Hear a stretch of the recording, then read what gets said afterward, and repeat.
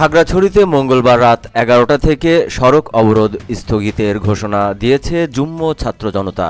ওই ঘোষণার পর সড়কে যান চলাচল শুরু হয়েছে, দোকানপাট খুলেছে, স্বাভাবিক হচ্ছে জনজীবন।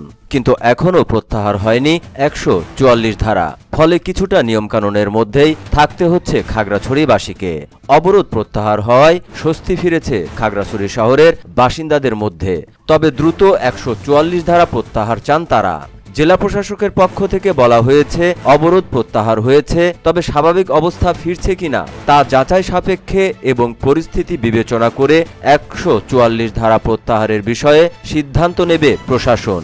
প্রসঙ্গত, এক ছাত্রী ধর্ষণের ঘটনায় কয়েকদিন ধরে উত্তাল হয়ে ওঠে খাগড়াছড়ি।